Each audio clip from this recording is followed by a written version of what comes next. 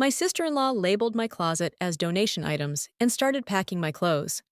My husband helped I let them finish, then rolled out a cart from the back room with a label that made her drop the box in panic. I've been married to Dean for 13 years. We live in Sacramento, California, in a quiet cul-de-sac where every lawn gets mowed on Saturday, and neighbors wave, but don't pry from the outside. Everything probably looks fine, and for a long time I convinced myself it was Dean, works in construction management. I manage accounts for a regional logistics company. We both work full-time and have no kids, something I agreed to in the early years. Even though I wanted them, I told myself I was okay with it, that it wasn't worth breaking a good thing over. But that choice has always been there. In the background, unspoken. We split expenses, kept some money, separate. That wasn't always the plan. It happened over time. Little things, he'd forget to pay a bill. Or suddenly a big charge would show up from a sister's mess, or a loan he gave without telling me. So I stopped mingling my savings with his. He didn't like it, but he never argued hard. Now Mara Dean's younger sister is a walking storm. She's 38, been through 2 messy divorces, and seems to leave a trail of unpaid bills and broken friendships. Wherever she lands, she talks like everything is a joke, but nothing is ever her fault. Somehow, even after years of drama, Dean still treats her like she's this delicate bird he has to protect. When Mara called a couple months ago saying she had nowhere to go, I knew what was coming. Dean begged, said it'd just be a couple weeks against my better judgment. I said yes, but only because he swore she'd be out before the end of the month. That was 8 weeks ago since she moved in. Our house hasn't felt like mine. She spread out in the guest room, but her junk started taking over the kitchen, the bathroom. Even the laundry room, she left coffee mugs in the sink for days, ate the snacks I buy for myself, and started giving me advice about how I dress, what I cook, how I live. I ignored it. At first, the first real red flag came when I caught her walking out of my bedroom. Not the hallway, not near it. Inside, she said she was just looking for the extra towels and laughed it off like it was no big deal. I didn't say anything right then, but I started locking the bedroom. When I left for work last Friday, something happened that I can't let go. My office closed early for a systems upgrade. I didn't tell Dean. I figured I'd surprise him and maybe enjoy a quiet afternoon alone before the weekend. When I pulled into the driveway, I noticed the garage door was wide open, which was odd. Then I saw the boxes, 3 of them, labeled in thick black sharp donation. I walked inside. The house was quiet, but I heard voices coming from down the hall. I followed them, slow, quiet. I heard Marlo first. She was laughing. She hasn't worn this in years. She said, God, some of the stuff looks like it's from high school. Dean said something like, yeah, she holds on to stuff forever. I stepped closer. They were in my closet. Marlo was standing in front of it, folding my clothes and putting them into donation boxes. My jackets, sweaters, even a silk scarf my mom gave me last Christmas. Dean was just standing there helping her fold. I didn't say a word. I stood there for a solid 30 seconds, just watching them pack up pieces of my life, like I was already gone. I couldn't even feel anger yet, just shock. And then cold, I walked away back down the hall to the room we used as an office. Before everything changed, that room had been mine for a while. I'd used it to store things I didn't want anyone touching, including the black rolling file cart I kept locked in the back of the closet. It holds every document I ever thought I might need in an emergency: tax returns, home, deed copies, insurance policies, and yes, our prenuptial agreement, the house ownership records in my name only, and a flash drive that contains audio backups from the Ring. Cams Dean doesn't know record sound. I pulled the card out slowly and wheeled it back into the bedroom. When I walked in, Dean looked like a kid caught stealing. Mara actually smiled at first, but when she saw the label taped to the front of the cart, her face dropped. The label said, Legal Records, Property Title, Prenup Audio Evidence. Mara dropped the sweater she was folding like it burned. Her Dean looked confused and panicked. What is this? He asked. I didn't raise my voice. I looked at both of them and said, it's what I keep in case someone decides to forget who owns this house. Dean looked at the box, then at me. What are you talking about? We were just trying to help you declutter. No, you weren't. I cut in. You were erasing me. Neither of them spoke after that. Marlo walked out of the room first. Dean followed a minute later. I didn't cry. I didn't scream. I went to the garage and took the boxes inside. Every item I returned to its place. I slept in the guest room that night. This story isn't over, not even close. What they don't know is what I've been planning ever since I started locking that bedroom door. After that Friday, something shifted in me. I stopped pretending things would just blow over the next morning. Mara was in the kitchen, like nothing happened. She was frying eggs using my cast iron pan like it was hers. Dean came in behind her and made a joke about how someone woke up dramatic. I didn't say a word. I poured my coffee, picked up my bag, and left. I went to my friend Shay's place, someone I trust. I needed a place to think away from them. She's a paralegal. When I told her what happened, she didn't sugarcoat it. They're trying to edge you out. She said quietly, "That's how it starts first. It's the clothes, then the space.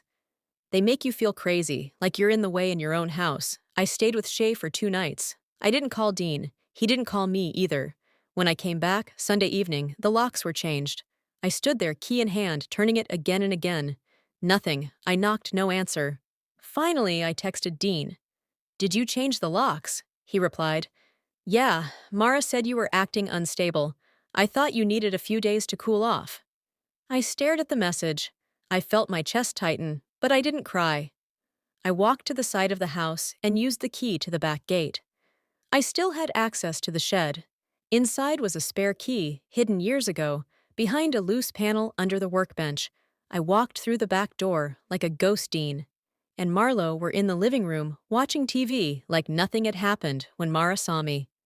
She jumped. Dean stood up, arms out, like he was the one surprised. "How did you—" I held up the key. "You forgot about the shed." Mara opened her mouth to speak, but I cut her off. "You had no right to lock me out of my house." Dean tried to play calm. "We just needed space." "Okay, you were being irrational."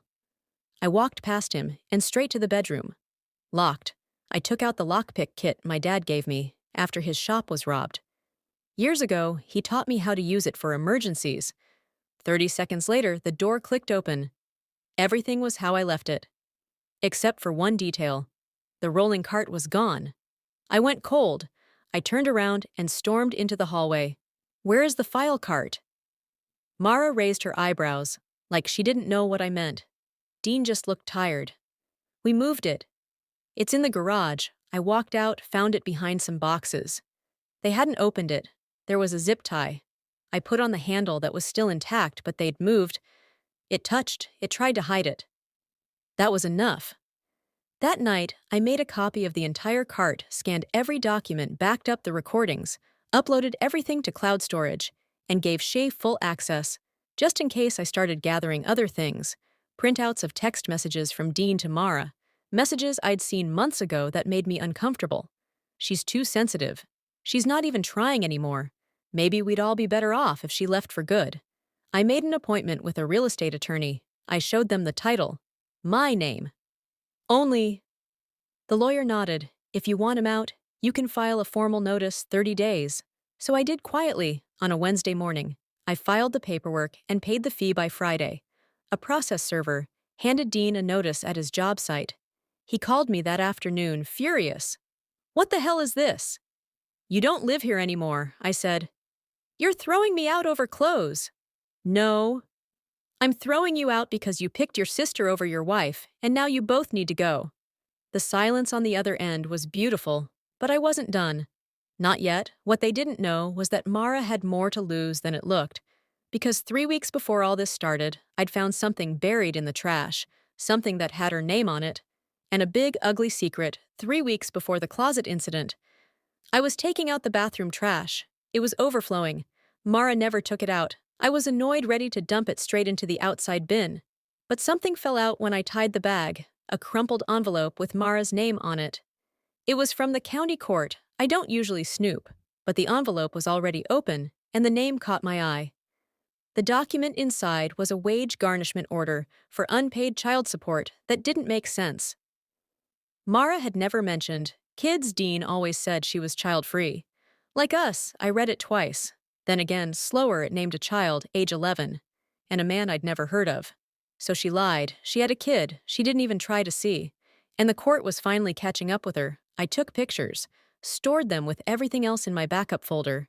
That secret changed how I looked at her. Suddenly, her hard luck story didn't feel so harmless. She wasn't just a mess.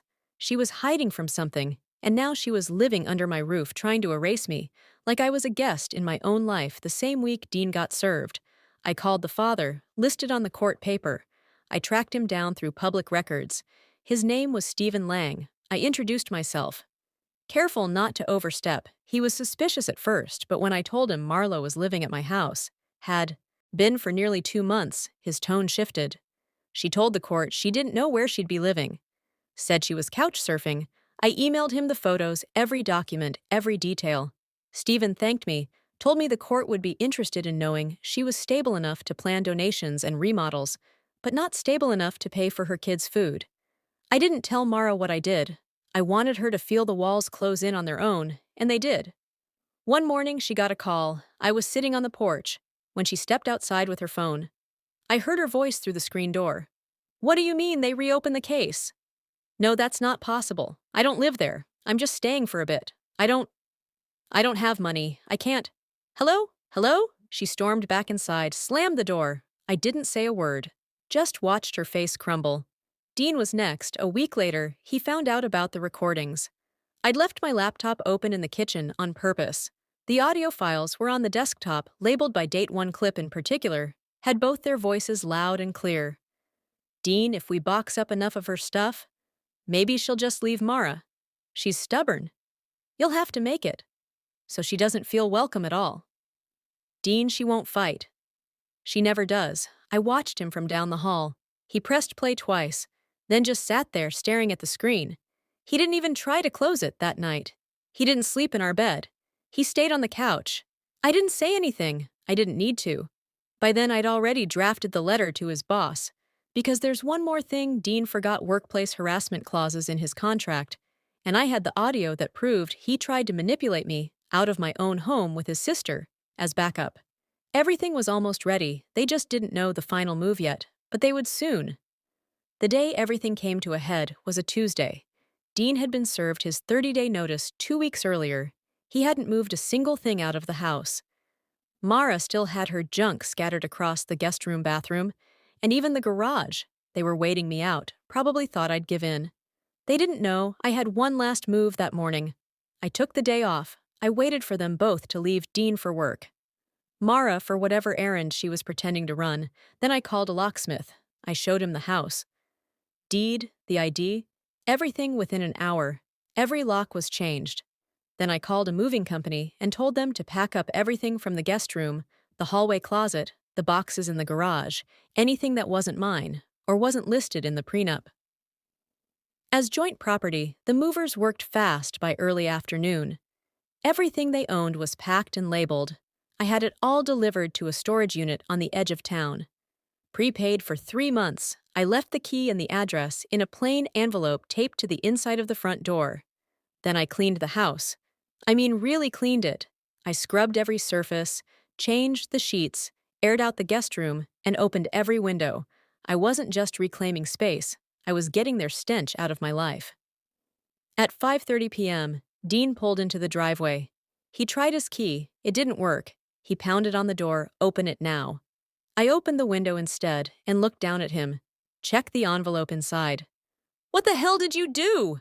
he shouted. "You're no longer welcome here. Neither is she." He tried to argue. I didn't listen. I shut the window and turned off the porch light. Mara showed up 15 minutes later, screaming before she even got to the door. She banged on it, kicked. It threatened to call the police, so I did it for her. When the officer arrived, I showed him the deed, and court papers told him I'd already filed a formal notice and that both occupants had refused to leave. He turned to Dean and Mara and said she's well within her rights. They had to leave that night with just the bags in their cars. But I wasn't done yet. That same week, Dean's employer received a package. Anonymously inside was a USB drive with the recordings of him and Mara discussing how to push me out. A typed letter pointed out that he was creating a hostile domestic environment and that one of the conversations took place during work hours. Using a company phone, Dean's company took it seriously. He didn't get fired, but he got demoted, stripped of bonuses, and put on a 6-month probation. He also lost all access to our joint accounts. What little was left, I transferred to cover legal fees. As for Mara, the court reopened her child support case. Stephen pushed for back payments. I handed over the recording where she laughed about dodging responsibility. The judge didn't find it funny. She now owes over $14,000 in back support, and her wages, if she ever gets a job, will be garnished for years. I didn't get off easy, either. After it was over, the silence hit me hard. I'd spent months building a plan, gathering evidence, preparing for war. When the dust settled, I realized I'd spent over a decade with a man who would have gladly watched me disappear. That was my mistake, letting things slide, telling myself it wasn't worth the fight. Believing being quiet was the same as being strong never again. Now the house is mine fully. Finally, I repainted the bedroom, gave away the bed, bought a new one that doesn't hold memories. Sometimes I still wake up expecting to hear them. Footsteps in the hall, Mara's voice in the kitchen, but then I remember they're gone, and I made sure they'll never forget.